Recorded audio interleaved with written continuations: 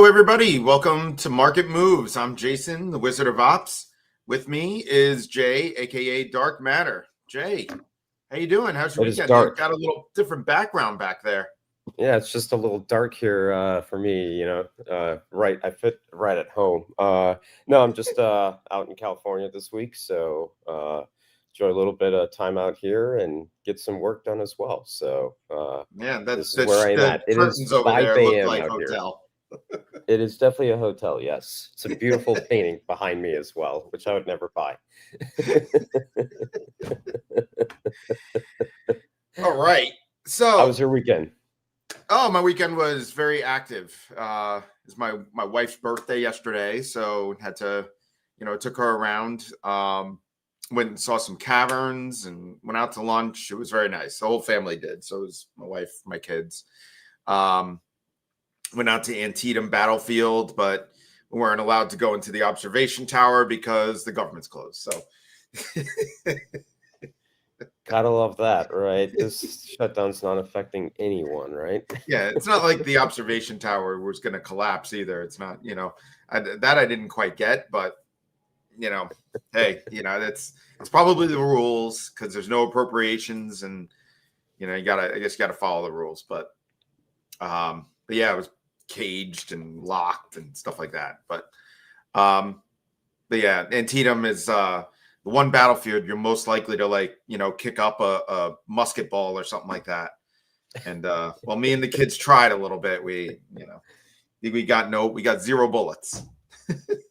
Well, So you tried. You yeah, tried. we tried. We So, tried. So last week was kind of interesting as far as market goes, right? Friday, not last Friday, but the Friday before, we saw a negative 2% decline, a vol event, right? yeah.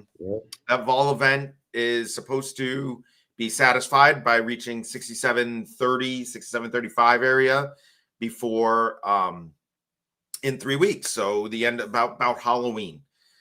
Tuesday, we also saw a vol event.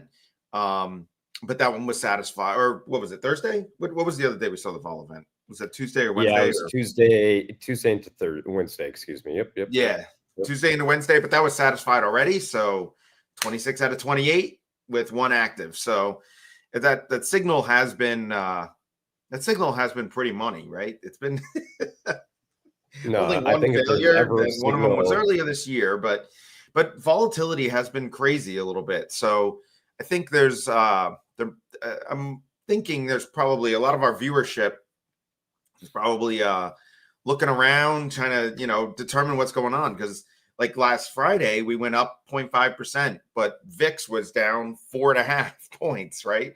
A yeah. severe undervixing.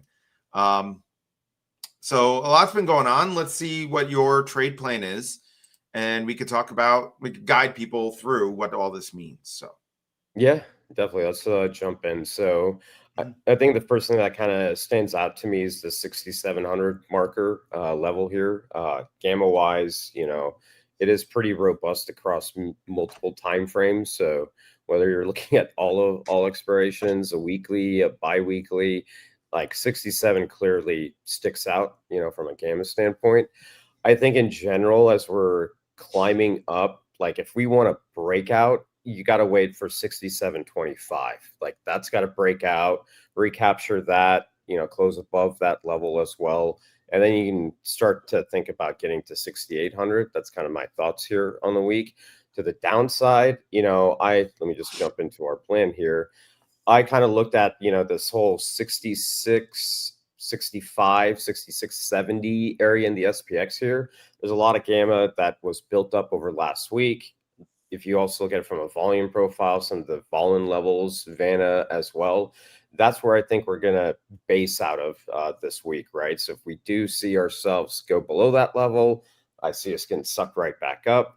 I think if we go above that level, I think we get sucked right back down with kind of that 67.25 as a key critical level for us to fade or not if it's been accepted. So I'll quickly pause. Your thoughts?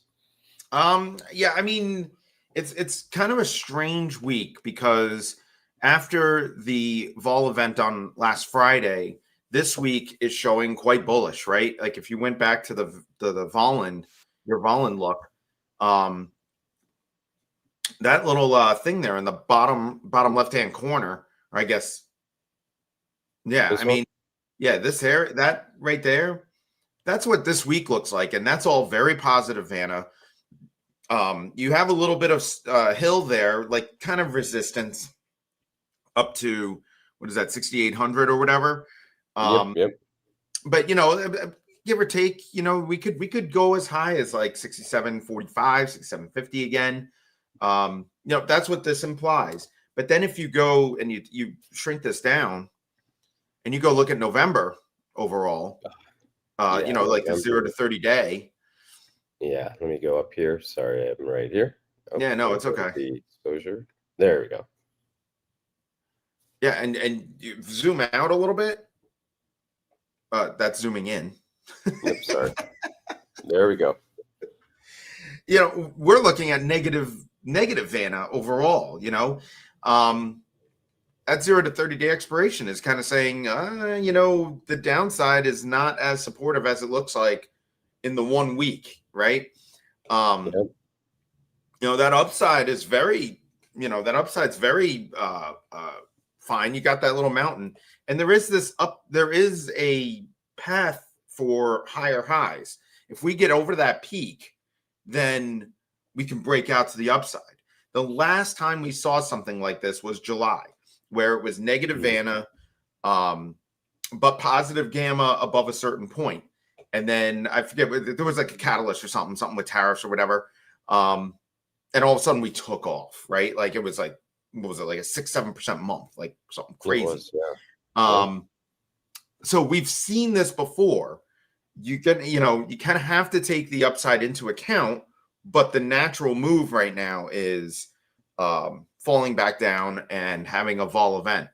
I do think there's a decent chance though that we can rally and get up to 67, 35 or whatever. We only came, I think it was Tuesday or something, came within 10 points of satisfying vol event. So I mean, it's from my like trading perspective, I was like, okay, I'm done. I finished. We finished. We got to where we needed to go. But I think we can actually satisfy it. But that would be a good chance to sell the rip, kind of thing, in my opinion. And but you also have to hedge that upside, because that upside, if we pass that 6,800, we could make a big run. So maybe like buy a strangle or something at 67.35. Yeah. Well, I also just think we're forming some catalysts. The past couple of weeks we've had the government shutdown, right? So like there has been a lot of data. Earnings is coming up, right? And we'll quickly just look at which earnings. But I mean, there's some catalysts forming, right? Who knows what happens with this government shutdown? If there's a surprise, maybe finally from our government, but I would not hold out hope there. So I think we're right for a moment, definitely right. But I think if it's negative, right, like let's say earnings are not as hot or the consumer looks weak, like you just got to get out of the way then. Yeah. Well, I think next week we have the FOMC, and I think that can Yes. be a big moment because market's looking for guidance, right? We have no data. There's a lot of not just like macroeconomic, but there's a lot of geopolitical problems that are out Yeah. there. There's the big No Kings protest, so there's kind of like internal strife. More so than I think we've seen in our lifetimes. I mean, I wouldn't say it's Vietnam War level. Maybe I know there's like a lot of people that came out on Saturday, but the Vietnam War protests were they got to a point of violence, right? So Yeah. we're not there yet, but so there's some internal strife. There's the military's being sent inside, so there's a lot of like tension, I think, geopolitically and domestically, but the markets don't seem to be caring as much. Like the flows don't seem to be caring as much. So at any point in time, there could be some kind of catalyst that can make something, could spark something. And FOMC, as far as like economics go, could be they could cause some kind of market stress or something. And the other Yeah. thing too is it doesn't, I don't know how many times Jerome Powell has to say the economy is not in a good place, where there's risks to inflation and unemployment. And he's saying this and doesn't seem like anybody really is keen on selling yet. But I think things do catch up eventually. I'm kind of with you there as well. I think we're going to catch up. I mean, again, I'm kind of curious how this quarter goes with earnings, right? Especially this week, we've got Tesla and Netflix, right? So Yeah. Netflix has been kind of, been beaten up a little bit here by Elon Musk for some political reasons. Let's just shift away. Let's not talk about that. And then, you've got Tesla on top of that, right? So is he selling cars? Is he focused again? So it's quite an interesting week, no doubt. I'm with you there, Wiz. Yeah. Well, All let's right. So get let's see into your trade that. plan. Yeah. All right. So weekly expected move, we got another doozy for the week, about 135 points. So puts us right to that 6,800 upside. And then should we get that vol event or, something that would crush the markets, I think you like the lower range of 65.30 is what the weekly options expected move. So that puts you around ES if we take about a 38-point difference at 68.38 and 65.68 there as well. Anything you want to add there, Wiz? No, I mean 135. I mean, it's I guess like 2-3 weeks ago before the big Friday drop. I mean, we were looking at like what 90 to 95. So it seems kind of all right, but volatility has been elevated and quite a bit. So I guess we'll talk about that later. You like to use VIX in your positioning, so in your planning. Yeah, I mean, VIX is definitely elevated. I think that's why for me this week, if we even take a look, we'll hop into the Vanna here. I think I'm still kind of like in a mean reversion kind of state, right? Like unless we have a catalyst that takes us over some of these key critical levels, for me, I'm just playing levels right now. Honestly, even if they hit overnight, Wiz, which I'm known to be trading overnight, right? I will take those trades overnight. It's just to me, especially if you're not playing like let's say a straddle or both sides of the fence kind of thing. If you're just like myself and you're looking for exposure here for level to level trading, that's exactly what you got to do this week again, right? I think you got to be careful waiting for breakouts. I think the market's going to push you around. It's going to want to have you exit your positions, kind of stop loss you. But I think in general, where my big curiosity is 67.25. If you start to break that, to your point, there is some gamma, some negative Vanna that can, the market can float up towards 67.55, 67.65 on the SPX. And of course, you break out of that, then you're, within inches of getting to 6,800 there. And that's kind of our weekly expected move. And to the downside, I was today looking kind of for this zone here. I think throughout the week, this will be an area that, if that gamma stays right, that will be a kind of a pin if we do go below that level. So just suck right back up. So that's my thoughts. I'll pause. What do you think? Yeah, I mean that 67.55. That I like that level on the upside, and we could possibly hit that this week. But I think if we hit that, that would be a good time. You would need to see continuation above 6,800 to see like a breakout to the upside.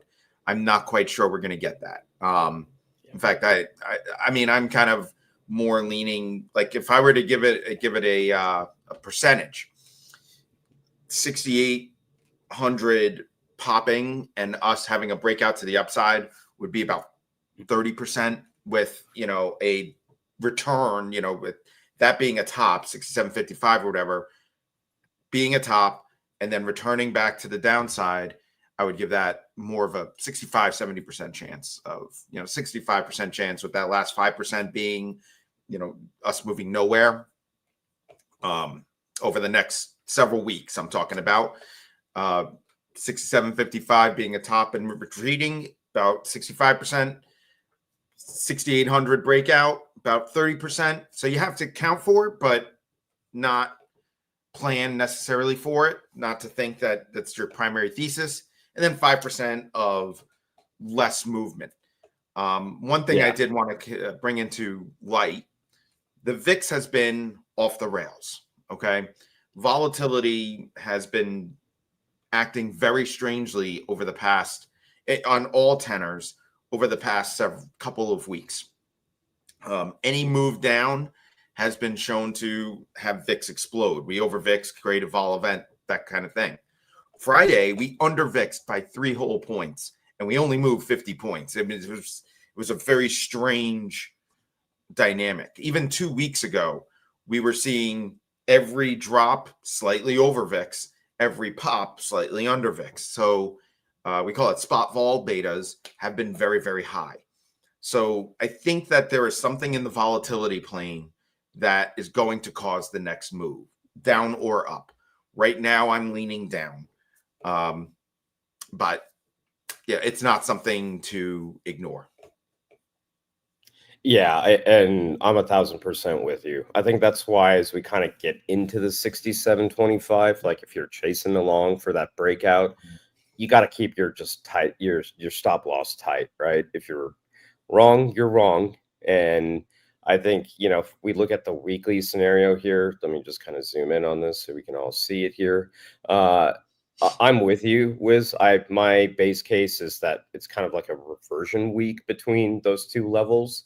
I can see a potential breakout. I kind of had a breakout above 67.25 at about 30%, which targets that 67.55, 65 zone, let's say. I am not as I'm with you. Like, I think getting to the 6,800 peak it needs a catalyst. And maybe we get something later this week that pushes us there. So maybe that's it. I think a vol shock breakdown, like I think I put it at 20% just because I don't see the data there. But I think there's still a high chance of a vol shock occurring. Again, can't predict what that is. Is it something with earnings, Trump administration? Who knows, right? To your Yeah, point, some a China lot of tweet. protests. China tweet. Exactly. Something that none of us will be able to predict. Let's just put it at that. Unless we were given the knowledge firsthand. But if we do get that, like the VIX is still elevated to your point, right? It hasn't yes, it's receded a little bit Friday, right? But we're still pretty volatile, I think. And so this has to be considered. Like, again, I can't predict a vol shock, but you have to be prepared for that, this scenario. But otherwise, I'm with you. Base case, we're kind of just, consolidating here for that next move, essentially. Yeah. I think like if we hit 67.25 or something like that as an swing option trader, I would probably do a off balance straddle, which is or a strangle or something like that, in which the downside would have a 2-to-1 ratio against the upside. Something like that, would probably be a decent move at that point. Agreed. But All right. with So your futures, you're gonna have to figure stuff out. yeah, with futures, like again, level to level. That's my big here. And so, like, if we jump into today, I was looking for basing around the 65.70 level on the SPX. That is exactly what we got overnight. A couple times, bounced right into that zone. And then I'm looking for us to get pushed into 67.10.25 zone today. I think we're going to test that. Let's see if there's any continuation. I will be wary of trading for that breakout today, unless some news comes out here in the next few hours. But otherwise, like to me, 66.26 just on any daily level, like I'd watch for that. If we break below that, like that's going to just be nerve wracking for a lot of folks, which is right down to 65.50. That could happen. Again, I don't expect that intraday, but again, I can't predict any vol shocks. So if we do have one, there's your potential levels to the downside. What is your thoughts? No, that sounds good for intraday. That sounds good. I'm probably targeting possibly that 67.50 kind of area for this week. This week's volatility is going to drop probably pretty hard. That after this week, that volatility has been barely moving. That's something that has been happening for months now, where the 1 week Vanna volatility has been collapsing, but it's been remained elevated from 2 weeks to, out into the highest tenors. So it's almost like dealers have been incentivizing selling premium. And when we looked at Volland and we saw that big slope down, customers are taking the bait. So, yeah, when you see that slope down like that on Vanna, and you see positive gamma underneath, that's when you see positive gamma underneath, then you're like, oh, there's this could be that. Yeah. Like when you see positive gamma underneath like that, you're like, oh, this is people are selling puts that where dealers are long puts.